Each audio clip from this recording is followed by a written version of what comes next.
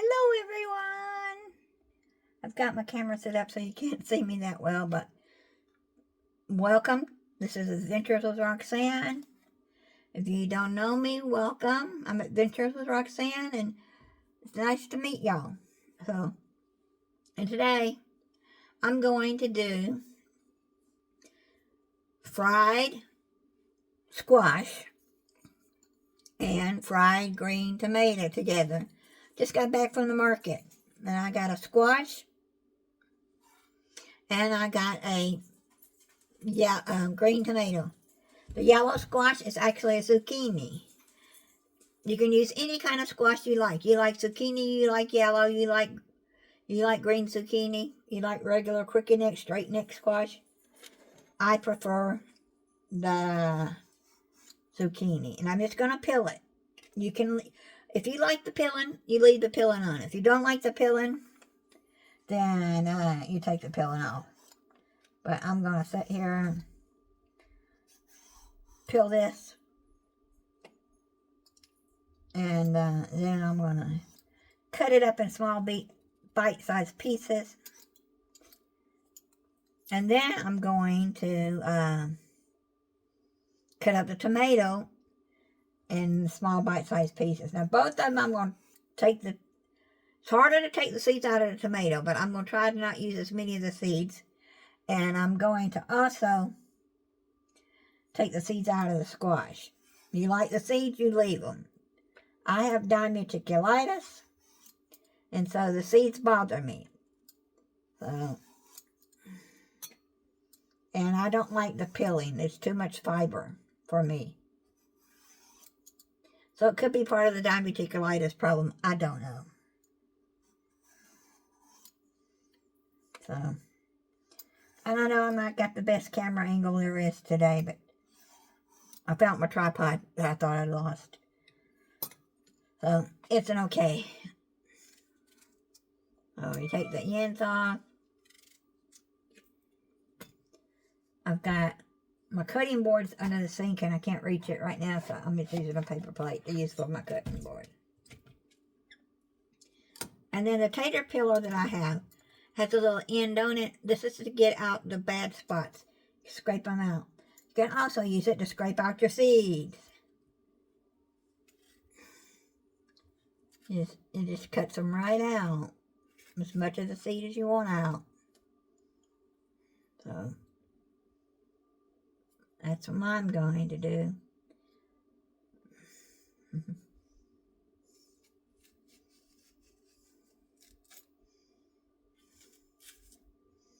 You can also, if you have if you have one of these kind of tater peelers. Alright, let me show you something else you can do. You can also take this little side end here. There. And it will cut down and get all your seeds out too.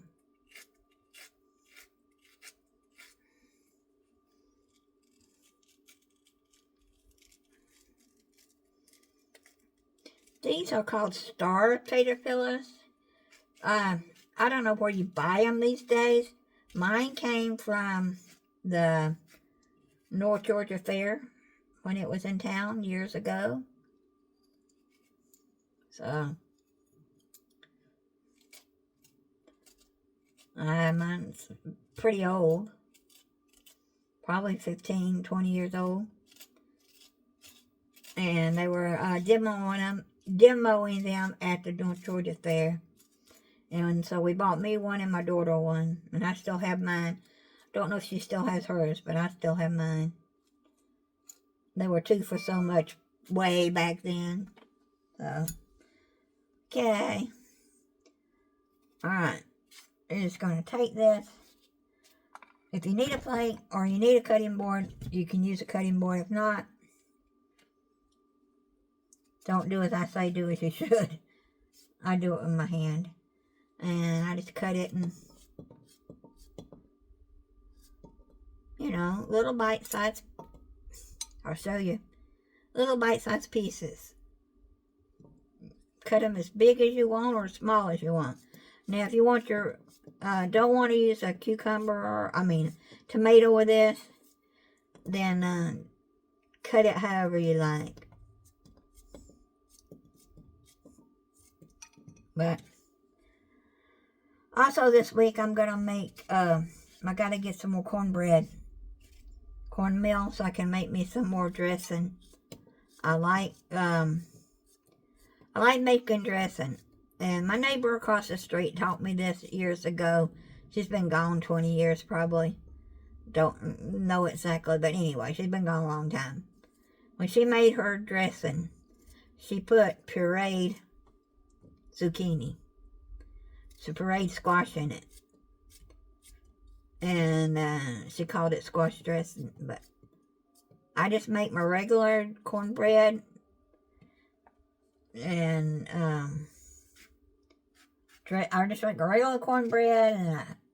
And I take that. And from there I make my dressing. So I'm pretty sure y'all are saying, why is that lady in the camera? Because I don't have it set up right. It's learning progress for me. And some of y'all saying, I've been watching you for a couple of years. Well, you have. I just got to learn to do better.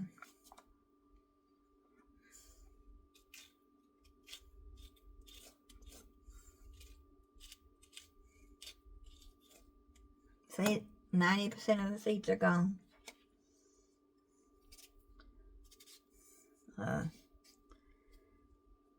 Yeah.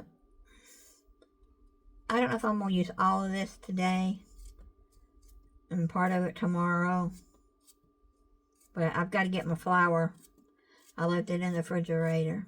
So I got to get that out in a minute.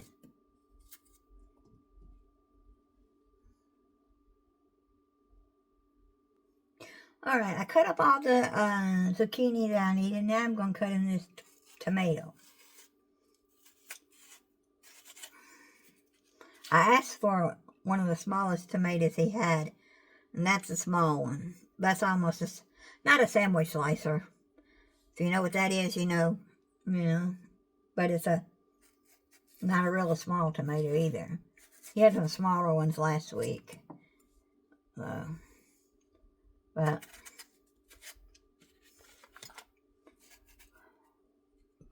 I got my plate here still.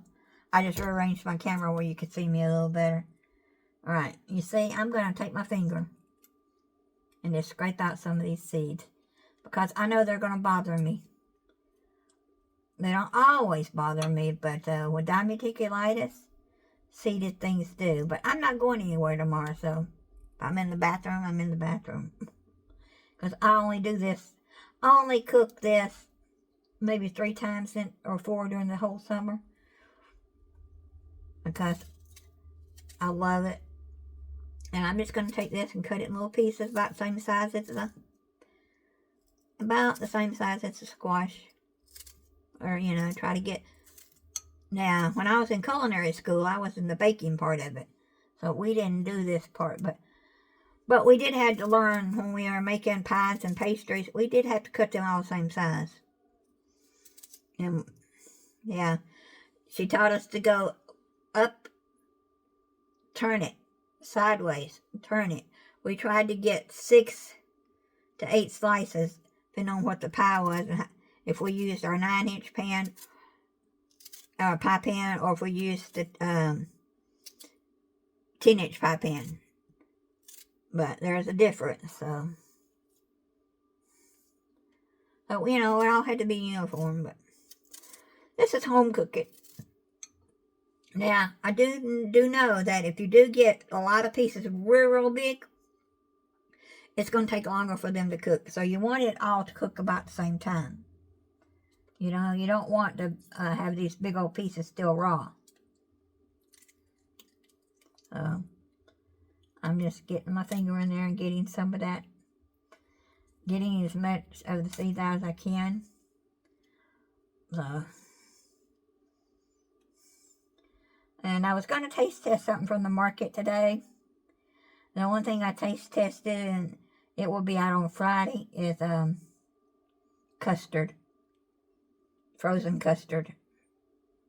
But this is going to be part of my taste test, I guess. Or this is more or less, I need a video, I need to cook something. So, but I'm going to challenge Keeping Up with the Joneses. Okay, Keeping Up with the Joneses, here's your challenge. Show me how you cook your squash and your green tomatoes. Or do you even like green tomatoes? Or do you add okra to your green tomatoes? Well, in Georgia, there's no okra yet. So if I had okra, it would go in here too. But show me. Or do you just slice your green tomatoes? You know? Show me how you cook your green tomatoes and your fried squash. Do you mix them together or do you not? Or did I just give you an idea? So, and Keeping Up with the Joneses, I challenge you. You can challenge me back or you can challenge someone else. This is a southern staple in the summertime. It's good old fried green tomatoes. Yeah. So, and I'm going to have enough for 2 meals. Now, I may only cook half of this. So, it's going to sit in the buttermilk overnight, which is going to even make it better. You don't have to let yours sit in the buttermilk overnight.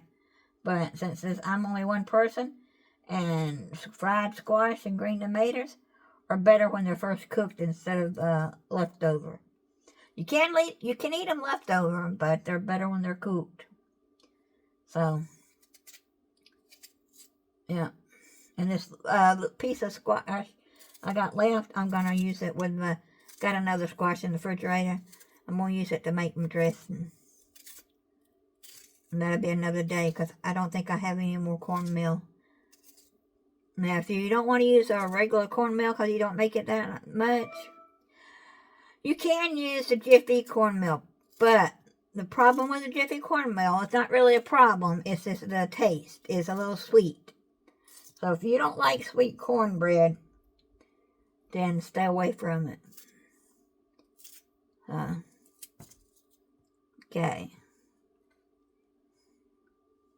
Alright. Tomatoes and squash together. Okay, I showed you the green tomatoes and the squash together. Now, in this, I'm going to add salt. Any kind of salt you like. You like sea salt, you like the good old-fashioned Morton's from the U.S. salt. Whatever you like. And it's to your taste. Some people don't like salt at all. And some people don't like black pepper. But I love black pepper and salt on squash. Over here, you see, I've got my pan on. And I'm going to get that hot.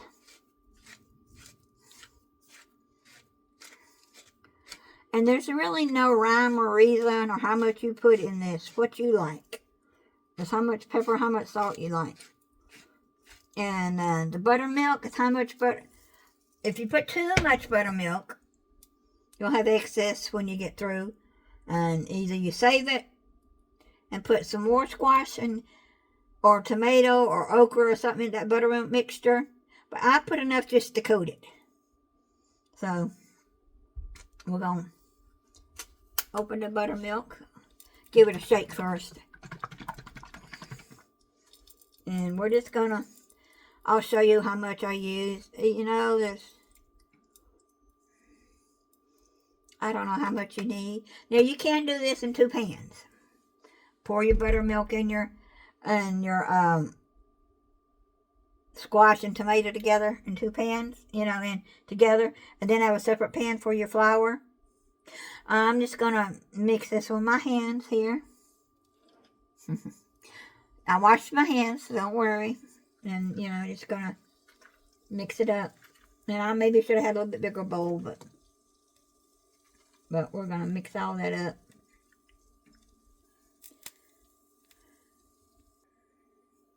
I've got all the pepper and the salt in it and the buttermilk.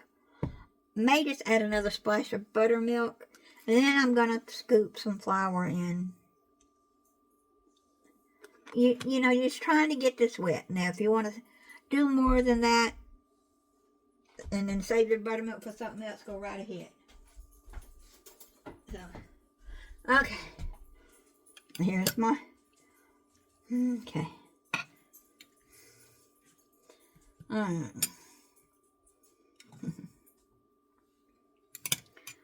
So, but I do think that I'm going to put this in another bowl. I got one right here.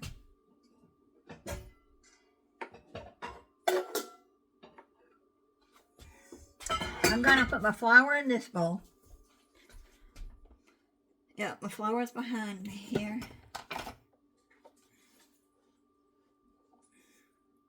Flour. Enough for dredging. We call it dredging in the South. What do you call it? Battering. Dredging. Okay. I'll take my spoon and scoop some out in it. But I've got another trick for you. When we were in school, didn't matter if you were in baking class or you were in cooking class. Because sometimes in baking class, we did have to fry stuff. We made donuts every once in a while. And you don't want to put your donuts in cold oil. So the trick we learned was hot pan, which is scalding hot, hot oil, O-I-L, food won't stick. Well, hot oil could mean anything, any kind of oil you got, butter. Now, if you're going to use butter in this, I would use a little bit of your, whatever oil you're using, your canola, your vegetable, your, I've got virgin olive oil. I also have canola in front of me too. But this is sitting here, so I'm going to use this. And I do have a little bit of butter here. So, and you see the steam coming off of it, I hope. And you don't need, now if you want to put it in one of those deep fryers, you know, like they have at restaurants, go right ahead. I just take, you don't want to put butter by itself unless you're, because butter burns quickly.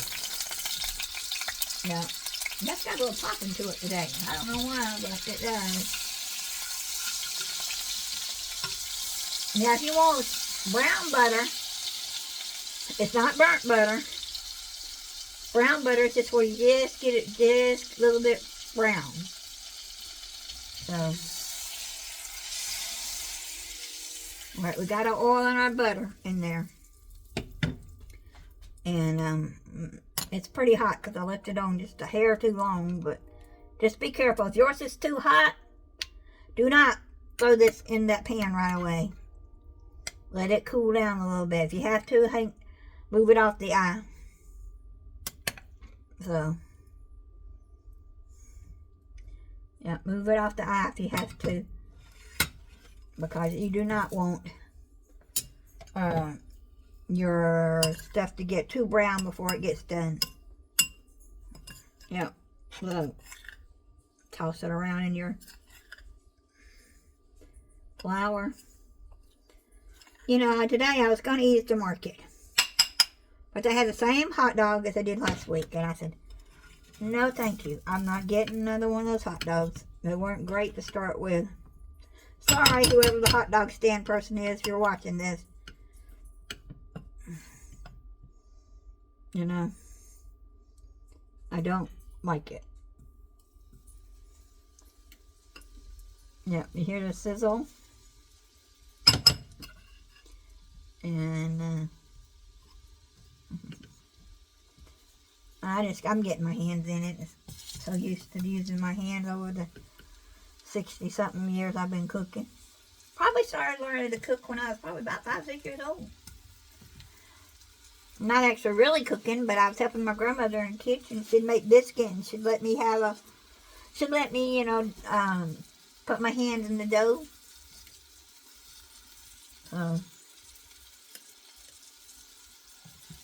But this is what I'm having for dinner. This is, like, what kind of meat you having with it?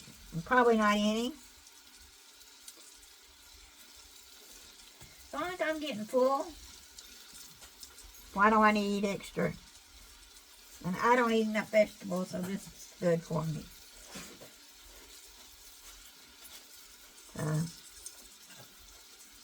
Candy's over here doing something.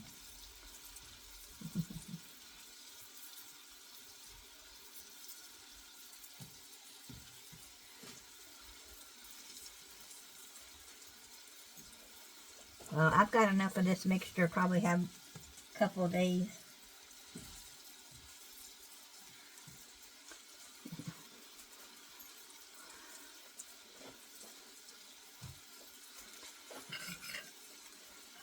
Candy,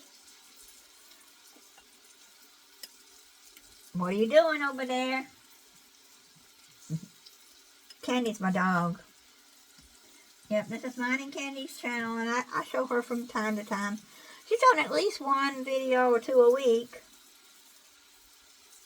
Doing something silly, you know. So. And this leftover flour, I will set in the refrigerator, and I will use it to when I fry up the rest of this, which will be in a day or so.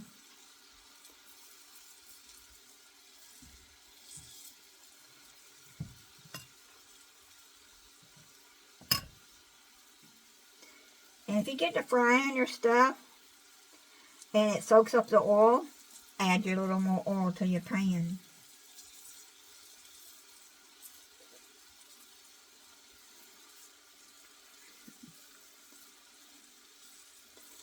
There's a show that used to come on PBS. It was a cooking show, public broadcast channel.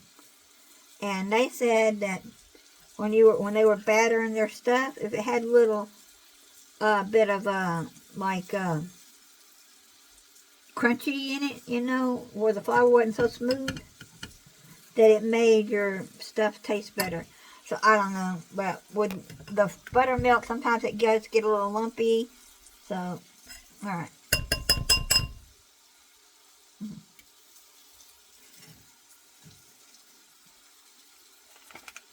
Alright. I turned it back up because I cut it down because it was too hot. Now it's just about right. And you let it, you swish it around, turn it around. After it gets brown, you can tell. I don't know how long it takes, you know, but it's starting to get brown a little bit. So, but I'm going to get my other spoon over here instead of that one. Stir it with. I got another big spoon.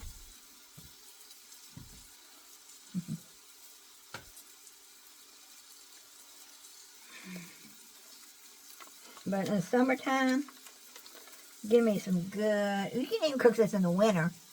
Yeah, because well, depending on what the region you live in, tomatoes in Georgia in the winter are not so good. But I guess a green tomato would be alright. I don't know, but you can't find green tomatoes too often in the store.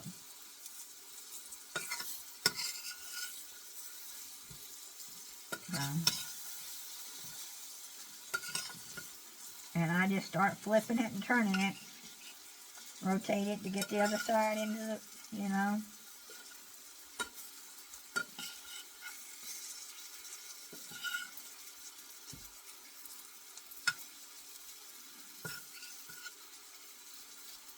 And how long does it take to cook? I don't really know. I've been doing it so long that maybe 10 minutes. Maybe, I don't know. Anybody want to time how long I've been cooking it? Go back and time it when I take it out. And you can tell me. You know? You just want to make sure that it's tender. That your stuff is tender. And, you know, I did add just a little more butter, but I'm going to add just another splash of oil. Because it will cook up, the oil will soak up in this. Now, if you're using a deep fryer, like a professional deep fryer, you drop it in the basket. Shake the basket around a couple of times. Let it cook. Shake the basket. And then you pull it out. But for me, I don't have a basket. Not in a professional kitchen. But you can buy them like, who remembers fried Eddies, or I think that's what they call them. They had fried mamas or something like that. They were had a little basket in them, about yay big, you know, and you cook your French fries in them. Or you could also cook this in it too. So,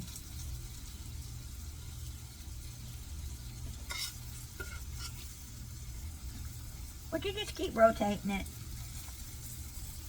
You know, let it cook. Don't stir it right away or you'll get all your flour off. You gotta let it cook a couple, 3 minutes before you even begin to think about turning it. Now, I used to could take and flip. No, I don't trust myself anymore. I don't trust myself to do the flippy flip. Especially with hot oil in it. You don't flip. When you're doing pancakes, flip them. If you know how. But, nah, I used to know how to kind of flip them around, but nah.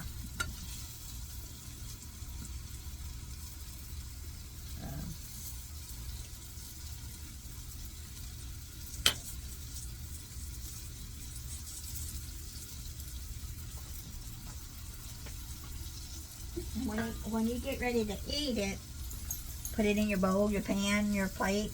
Like, you can have fried chicken with this.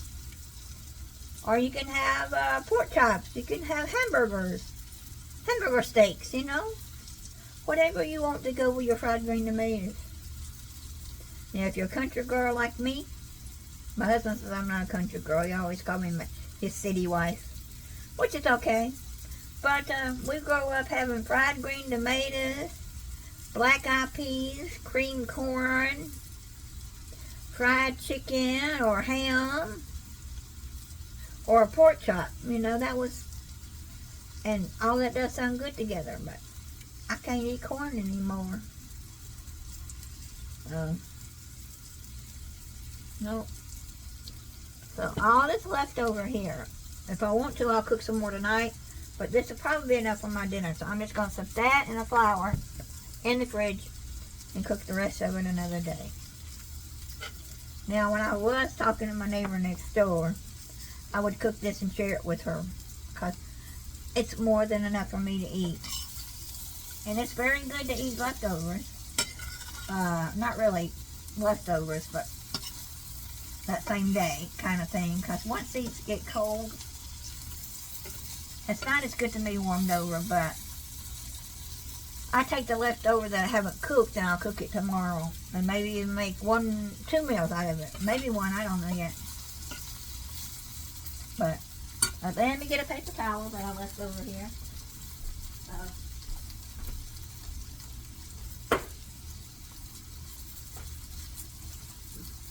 You're saying, why do you need a paper towel? Well, you need a paper towel to soak up the grease. You don't want to eat all that grease. Some people might, but see how it's getting good and golden brown? Just about. Yeah. Just about another couple of minutes. And we'll be able to take this off. Maybe not even a couple of minutes, because it's looking really brown. And it's looking done. So I'm going to turn it off. You can cut it off before you get it all the way cooked, if you have an electric stove, because your residual heat is going to keep cooking this. So now, if you like yours, my father-in-law, when my mother-in-law cooked squash and cooked okra, he wanted it almost burnt. He liked it dark, dark, dark brown. So if you like yours darker, almost burnt, go right ahead, but I don't prefer it that way. I prefer it, you know, I'll show you the way. It's almost done. And I've stirred it and stirred it.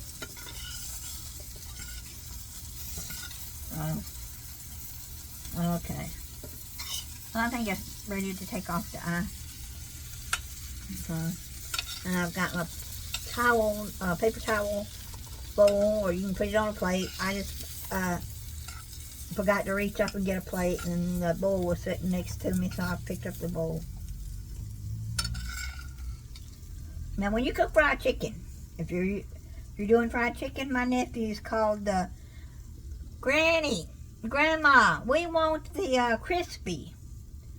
You know what the crispy is? It's the pieces that fall off the chicken, or the crispy that's on top of the chicken.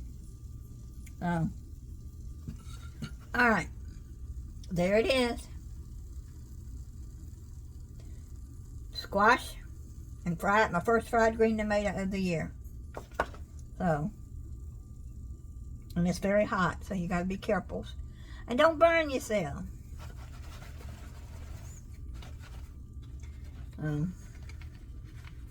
Don't burn yourself. And let some of the grease soak up. You know, pat it down a little bit. Take some of the grease off if you want. Now, another trick they used to use back in the olden days, when you used to go to meat back when I was a kid, I'm talking about a little kid, you're in some of your places still may have it, butcher paper. My granddaddy had a little convenience store, it was a grocery store back then, and he had the butcher paper. My grandmother would get that butcher paper sometimes and bring it home. When there was a little bit left, or wasn't enough to really wrap anything, she'd save them and pour her fried stuff on it. And that butcher paper would soak up all that grease. Yeah. Alright. That is a very, very hot piece of green tomato. So, we'll have to let that cool just a little bit more. Just a little bit more. I'm going to let it cool. But I'm not going to be one of those hot. Alright, I can tell that's a piece of squash. We're going to let it cool off to the side here on a napkin. So, we're going to see in a few seconds. And oh, by the way, some people like to put sugar on their green tomatoes and fry them with sugar. I do not like sweet. My neighbor did it because she taught her granddaughter to eat tomatoes with sugar on them. I don't like sugar. You want the natural taste of the tomato. Now, if you like other spices on yours, like you like yours hot, put your little hot sauce in it. I don't eat it that way. Some people do fry their stuff with a little spice on it. You can use garlic. You can use ginger. But the original Southern way was this flour and cornmeal or cornmeal. I use all flour. And salt and pepper. That's all it was. So, let's see. Let's see what this one tastes. Alright, here we go. Here's a green tomato. It's still hot.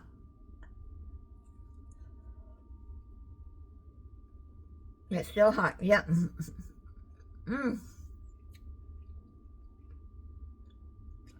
Fantastic. Fantastic. And that probably took a total of 15 minutes to cook. Or less. I don't know. You just judge it. You'll know. That squash is good. So, like I said, try it. You might like it. And, like I said, keeping up with the Joneses. Here's your challenge. You want to know what you're supposed to cook next? How do you cook your squash? How do you cook your fried green tomatoes? Do you even cook them?